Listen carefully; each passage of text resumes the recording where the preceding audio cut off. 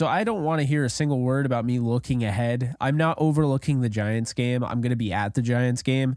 But I know you guys have been waiting. There have been people that have been asking me, hey, Jake, when the hell are we going to get that Niners reaction video? Because it's about damn time. You're right. It is about damn time. And to be honest with you, I took yesterday off. I don't know if you guys noticed. I saw that video that I posted, the Rams clinching the playoffs, all those scenarios.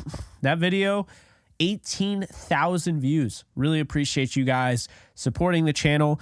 I'm looking at our subscriber count right now. We're at 21,967 as I record this. So we're getting closer to 22,000 before the new year. Just awesome stuff. And I wouldn't be here without you guys. So again, thank you. Be sure to like, subscribe, and comment if you haven't already. And of course, if you haven't already, be sure to follow me on all social media at JK So this is a reaction. This is this is not an instant reaction, but this is a more well thought out reaction. We saw on Christmas, on Monday Night Football, the Baltimore Ravens, 12-3 now, 7-1 on the road, go to San Francisco and beat the now 11-4 49ers, 5-2 at home. Now, this was a 33-19 game. It could have been a lot worse. I believe they only registered 8 points off of turnovers, despite the fact they had 5 interceptions. But regardless, this Ravens team is the same Ravens team that the Rams got off a bye week on the road in the freezing cold, in the pouring rain, in, brutal wind. They got them on the road in Baltimore coming off a bye and sent them to overtime. They probably should have won the game. They outplayed Baltimore. So what do I take away from this? Because people have been asking me, Jake, does this mean the Rams are going to go in and smoke the 49ers? Are the 49ers exposed? No, they're not exposed. Maybe a little bit. I'm going to explain. So my first thought when I was watching this was, I'm not really surprised. Brock Purdy and Kyle Shanahan in general haven't had to play from behind. They haven't had to overcome the adversity that other teams in the league have.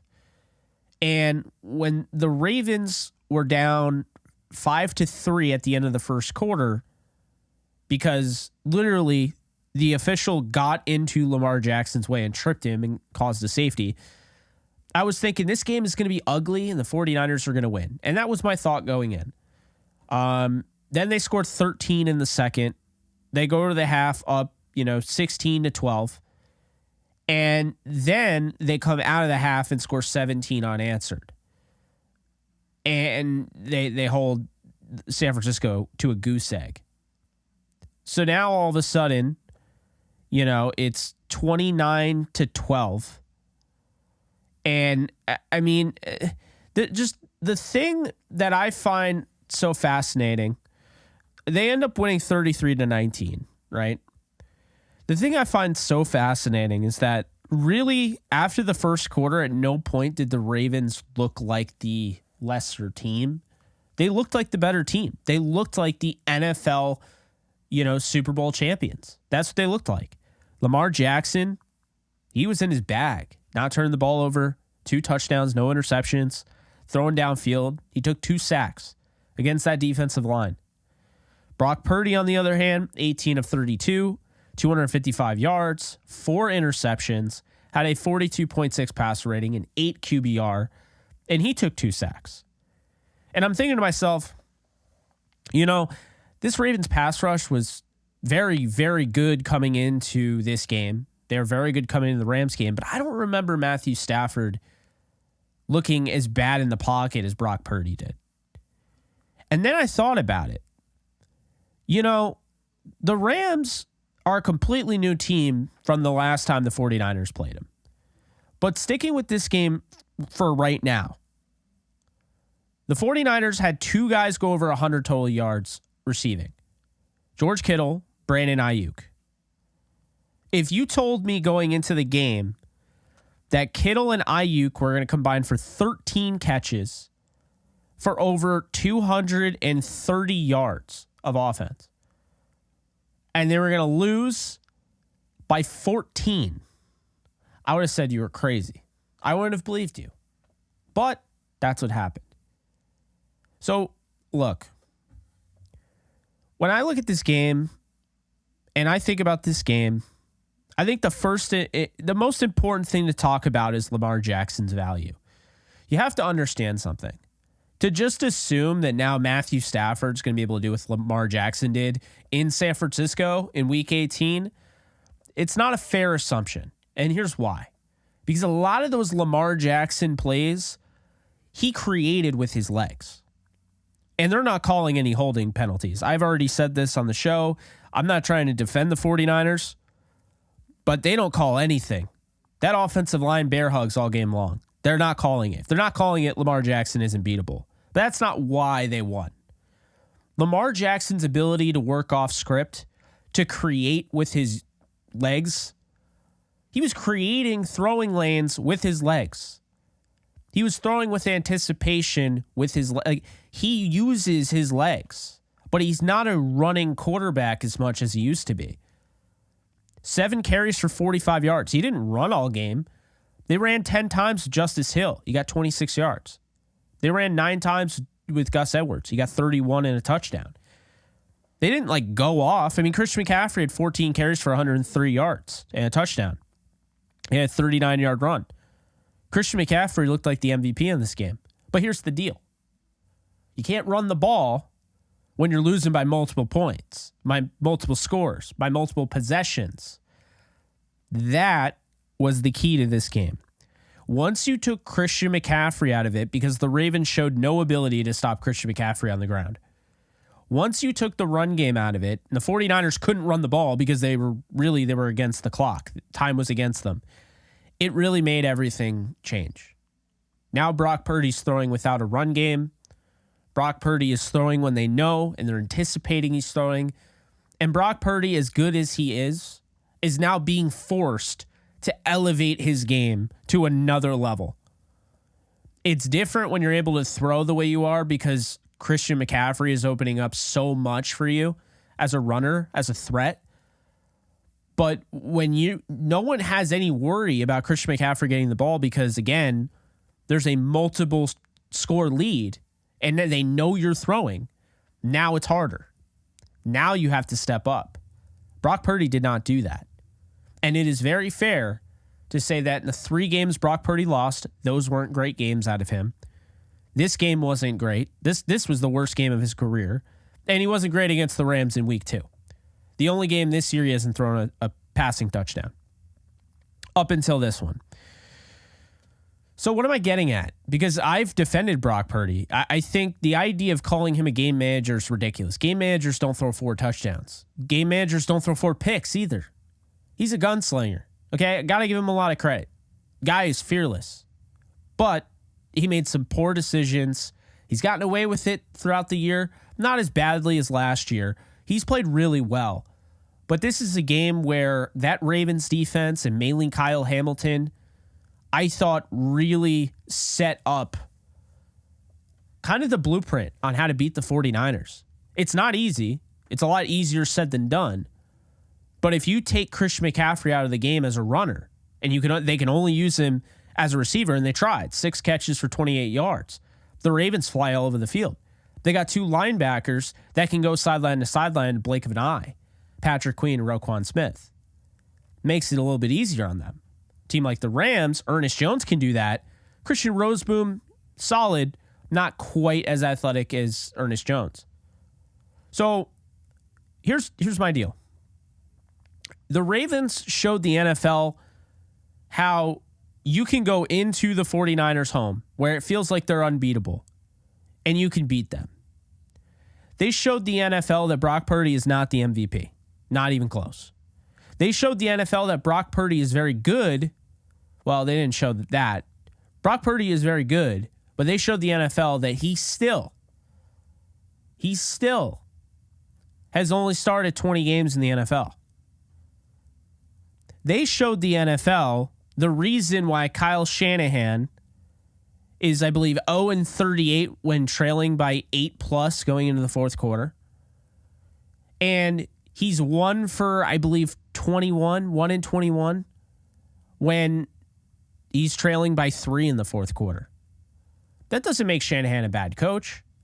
But in late game situations, if I could have Belichick or Kyle Shanahan, I'm taking Belichick. If I could have Sean McVay or Kyle Shanahan, I'm taking Sean McVay. If I could have John Harbaugh or Kyle Shanahan, I'm taking John Harbaugh. Shanahan is an outstanding offensive play caller and play designer. And he's a very good coach. But to be 1-30 or 0-38 when you're losing by 8 or more points going into the fourth quarter, that's not great. And it kind of tells the story, does it not? Look, the fact of the matter is this. Brock Purdy has gotten a little careless. He's feeling himself. He's in a rhythm. He was the favorite going into this for the MVP. And we saw him start to stretch. Okay, maybe I had that check down, earlier in the year. Now I'm stretching it to that next read down the field. I'm going to take a shot. He kept taking shots. He kept taking those shots. He was rolling the dice a little bit. Well, I've heard a lot of he was unlucky. A lot of those interceptions weren't his fault. He threw 4 interceptions, folks. 2 that aren't even listed. He could have had 6. 2 were dropped. Like clear interceptions that were dropped. It's okay to admit he had a horrendous game. And I heard a lot of people saying, oh, it's like as soon as Brock Purdy had a bad game, the torches and pitchforks were out. I disagree. Oh, people don't like an underdog story. I disagree. The fact of the matter is this. Purdy is a very good quarterback. No one's other people are. I'm not. But he was shoved down our throat for 20 of those games that he started. It has not stopped. It's constantly about Brock Purdy. Lamar Jackson, meanwhile, is already an MVP, and there was some disrespect going in this game. I mean, I had the Ravens losing this game. I mean, you had Mike Florio on his show literally saying the Ravens are going to get destroyed. Like, he's saying it's not going to be close. And it was so unprofessional the way he said it, and Lamar called him out for it. But, Brock Purdy is literally given all the compliments. The media has been all over him. He was the favorite to win MVP, betting odds favorite to win MVP going into this game. Fact of the matter is he had his 5th not-so-good game of the year. And now we've seen when push comes to shove and he goes against a really good defense, doesn't look so good. Now, is that me hating on him? No, that's me telling it like it is. The fact of the matter is that right now, his stats are eerily similar to a very close season that Jimmy Garoppolo had with the 49ers. He's a better version of Jimmy Garoppolo. I call him Super Saiyan Jimmy Garoppolo. More mobility. I like his decision-making more. And he's got moxie, man. I don't really feel like Garoppolo had, at least not on the level. But here's the deal. Purdy has been exposed. It's not that he's a bad quarterback, but now you know. And it's up to him to move on. They got a cupcake game next week. Well, this week. And maybe not cupcake because Jacoby Brissett is playing and he's looked pretty solid. But in terms of by the book, on paper, the 49ers should win against the Washington Commanders fairly easily. But then they have the Rams week 18. I look at this team. I see a lot of weapons. People call them the Avengers. You got Kittle, Ayuk, Samuel, McCaffrey, Brock Purdy, Trent Williams, the left tackle. But let's not focus too much on Brock Purdy, guys, because that offensive line, as soon as Trent Williams left the field, we don't know how bad that groin injury is going to be, by the way. He'll probably play week 18. I can't imagine him missing week 18 against the Rams. Everyone will be healthy for the Rams game. They're not having anybody miss that. But Trent Williams left the field, and they instantly, Colton McKivitz was not good at left tackle. Okay? No one seems to be relatively good on that offensive line outside of Trent Williams. If a team falls apart that quickly, the moment a left tackle leaves the field, because Darnold didn't, Darnold went 8 of 14 for 81 yards and a touchdown. He did throw a pick at the end of the game. But, I mean, Darnold looked fine. He looked like he was running the offense the way it's supposed to be run, and he was getting a lot of zip on the ball, and he was throwing with anticipation, looked confident. But when an offense falls apart the moment a tackle goes down, that's the problem. Then you look at the 49ers defense. 252 yards to Lamar Jackson passing. They got some guys in the secondary, don't get me wrong. But I said this before, 49er fans disagreed. I know Jair Brown is good. I liked him coming out of the draft. He's not Talanoa Hufanga, at least not right now. That is a major loss. Fred Warner, Dre Greenlaw, they're still great. But make no mistake about it. This Ravens team didn't respect the 49ers pass defense. They didn't. 34-yard play to Likely. 39-yard play to Gus Edwards. They had a 23-yard play to Hill in the receiving game. Kohler had a 17-yard play. Bateman had a 14-yard play. Zay Flowers went 9 catches for 72 yards and a touchdown. It felt like they had their way with this passing defense. You can throw on this 49ers team, by the way, in case you didn't know. The Rams already did it. So here's what I'm taking away, okay? I look at this team. Defense is really good up front. And we'll talk about, their pass rush all we want. But what I'm focused on is seeing this team against this new Rams team. This Rams team, since Kyron Williams came back, according to JB Long, he said per True Media, offensive expected points added. The Rams lead the NFL since Kyron Williams came back. They lead them over the 49ers at 2, Dallas at 3, Green Bay at 4, and Buffalo at 5. The Rams' expected points added is at 56.94. The 49ers is at 49.55. Dallas is at 45.66. Green Bay is at 39.41. And the Bills are at 25.49. The point is, this is a really freaking good offense right now, guys. This offense is very, very hard to beat. Hard to stop. Now, the Rams defense is susceptible to the big play. Purdy throws deep down the field. He's going to test them. They're probably going to come up with a few big explosives. They're all capable. Ayuk, great. Kittle, great. Christian McCaffrey on a wheel route, wouldn't be surprised. Debo, not really his thing. Not saying he can't do it, but Debo's mainly the guy you throw short and intermediate, and then he breaks a ton of tackles.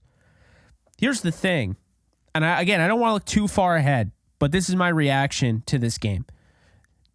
There's a reason why I picked the Rams to win this game, and I've continued to say over and over again, the Rams are going to win this game.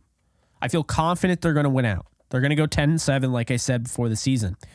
The reason I've said this is because that Rams team, what we saw week 2, that was a sign that they were ahead of schedule. And immediately, when they lost Kyron Williams, things went down the drain a little bit. So they're 3-3, and they lose Kyron Williams, and they lose 3 straight. Right? They lose 3 straight. They go 3-6 into the bye, and then they come out of the bye and win. So they win only 1 game without Kyron. Then they come back, and Kyron now, since he's returned, they've won 4 out of 5. They've won 5 out of 6 since the bye. Here's the fact. Williams started his first game at running back against the 49ers in week 2. In that game, he caught 6 balls for 48 yards and a touchdown. He ran 14 times for 52 yards and a touchdown. He had a 2-touchdown performance. In that game, Tutu Atwell, 7 catches, 77 yards. In that game, Van Jefferson caught a pass. In that game, Ben Skoranek caught a pass. In that game, Cooper Kupp was out. In that game, Puka Nacua had 15 catches for 147 yards. This team is first in every metric when Stafford, Nacua, Kupp, Kyron are all on the field at the same time. They're the best offense in the league, essentially, when all those guys are on the field at the same time. Stafford threw 2 picks in this game. one of which was a tip pass that he threw at Williams and it got tipped up in the air. But Stafford is playing different football.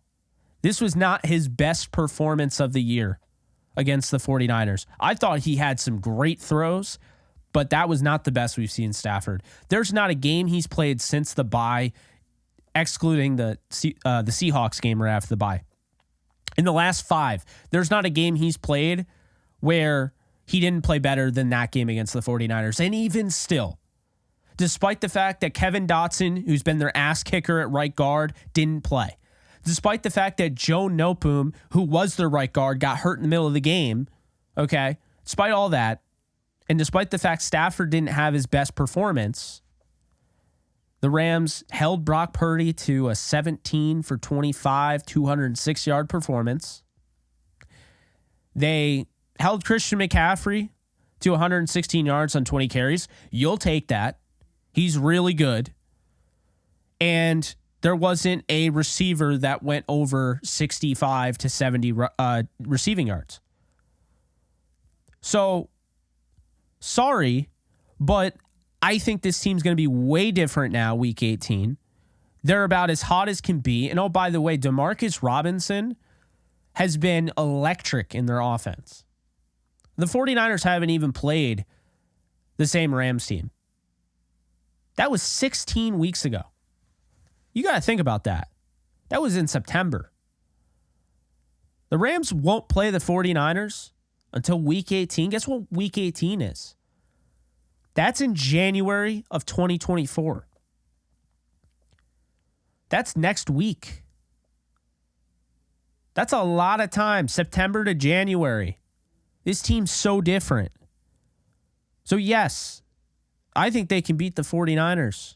I thought that before the Ravens game. I feel like the Ravens game kind of validated my opinion a little bit more. I thought Raheem Morris had a great game plan. He was the first one to put out legitimate tape on how to stop Brock Purdy. Purdy missed some throws in that game. Could have absolutely destroyed the Rams, no doubt. But the bottom line is that game was 30-23. And the 49ers, who own LA, who were the preseason pick by many to win the Super Bowl. And don't get me wrong, they're different now too. They did go out and get Chase Young. They went out and got Gregory and all that. But the point I'm making is that this team was always supposed to be this good. The Rams, by many, weren't. I thought they'd be a 10-7 football team. They're playing like one of the best teams in football right now. And that Ravens team that the 49ers got shellacked on their own turf in front of the world, 33-19, that Rams team lost to them on a controversial overtime punt return touchdown. Regardless of that, a lot of respect for the Ravens as a team. The Rams were in that game the whole way, despite playing them off a bye. Their 4th team they've played off a bye. Now the Rams get a mini bye going into this Giants game, but it's not just the Giants game. They get a mini bye going into the Giants and the 49ers game. I think it's huge. I don't see them stopping, and I definitely don't see them stopping when they get to the playoffs. I feel very good about it. My takeaway is the 49ers are a great football team. They're capable of winning a Super Bowl. But if you get out in front and you stay out in front going into the second half, they're going to make their push. If they don't get that, they're going to try. They're going to risk it. Brock Purdy's going to put the ball out there, and you're going to have to come down with it. If you do that, you go up 2 scores, you've won the game. This 49ers team is tough, but if you get a lead on them, it's really simple. If you get a lead on them going in the fourth quarter, history, statistics, they back up that the 49ers don't win that game. If they're down by 7 in the fourth quarter, 49ers are not winning that football game. So we'll see what happens. But I just want to make this video because I know a lot of people were asking for this video. And I know how much a lot of you dislike the 49ers. And, I just figured I'd give my thoughts. Not Homer. I understand some people say it's Homer. I don't think it is. Because I think the 49ers are, when they're on, That's the thing that's scary. When they're on, see, the Rams' best is one of the best in the league. The 49ers' best is the best in the league. When they're on, they're unbeatable. When Christian McCaffrey can run for 200 and Kittle's breaking tackles left and right and Deebo Samuel's doing everything and Ayuk is getting open in every which way, the offensive line's keeping Purdy upright, and that defense is forcing turnover after turnover, sack after sack, yeah, they are pretty much unbeatable. But to assume they're going to be on every single game is just, it's a poor assumption. No team is. No team is able to play multiple perfect games this season. And I still don't think the Rams have played their best game yet. Stafford said in the presser they could have scored 40. Like, I mean, they still don't feel like they've gotten there. So when the pressure's on, and who knows, maybe they're playing in a win or go home scenario, who's to say they don't come out against the 49ers, who do allow you to throw all over the yard on them, as long as, you know, the pass rush doesn't get there. And by the way, Stafford's been sacked fewer than anybody since the bye. If they're able to protect him, who's to say the Rams don't throw the ball all over the yard and it doesn't push them to another level like the Ravens? Who thought the Rams were going to score 31 in Baltimore with the Ravens coming off a bye? No one. That doesn't happen. We're watching the start of something special. The Rams just got to keep playing their style of football, you know, play this balanced offense, let Kyren Williams cook, because I'll tell you right now, Stafford has never had a running back like Kyren Williams. That is the difference. That's why Stafford is starting to look better than he's ever looked, because he's never been in this situation before. As great as the 2021 team was, he had a great defense, but this team is so equipped for him as far as the weapons are concerned. Obviously, he had the weapons at one point or another, but this is the best running back that they've had since Todd Gurley. Okay? It's not even up for debate. Kyren Williams is the best running back Matthew Stafford's ever been around. I mean, you could say Adrian Peterson. Yes, for his career, Adrian Peterson's the better running back. No one's going to doubt that. But when he was around AP, that was at the end of his career. The only other 1,000-yard rusher was Reggie Bush, I believe. So, yeah, I just think as long as health permits it, this team's beating San Francisco, and they can beat anybody, and they can go to the Super Bowl, and they can win it all. And my God, if that does happen, I don't even know what I'm going to say, because I just think it's so funny how people just assume so much about this team. And yet, to me, it was so easy to tell. And obviously, stranger things have happened before. This team could still miss the playoffs. I don't see it, but it's still possible. I'll throw that out there. But I don't know how you could see this team going below 500. Let's at least end on that. I don't understand how you thought this team, with the coaching staff they have and the top-heavy roster they have, you can say, okay, it's top-heavy. Yeah, but those top-heavy guys are Stafford, Kupp, Donald, Ernest Jones. I mean, like, are you kidding me? Like, this is a really good roster. It's not as good as, you know, some of the other rosters in the past, but who's to say it can't be? And by the end of the season, who's to say it won't be? Who's to say this defense doesn't have a huge game against the Giants, force a bunch of turnovers, gain this confidence, and then going right into, you know, the big dance, going right into the playoffs, the defense just fires on all cylinders. The young guys grow up, and all of a sudden, I mean, we've already kind of seen that gradually with guys like Kobe Turner and Byron Young, but you start to see it all come together. And like, who's to say that, you know, they can't win it all? It's absolutely ridiculous. And really all it is, it's if Rams fans say it, it's either the idea that's hard to believe because of what you were told in the offseason, and that can't be let go. But also, I think people are so quick to try to avoid sounding like a homer, when in reality, you're talking about a really good football team. At some point or another, you know, the homer thing has to stop. I was called a homer for picking the Rams to win the Super Bowl when they got Stafford immediately. I said the Rams are winning the Super Bowl the minute they got Stafford. Okay. Does that make me a homer? It shouldn't. They're that good and they won the Super Bowl. You know, sometimes you're dealing with a team that's it's that good. And that's the Rams. So this 49er game against the Ravens, it exposed some things. The 49ers are still a great football team. It's still going to be a challenge.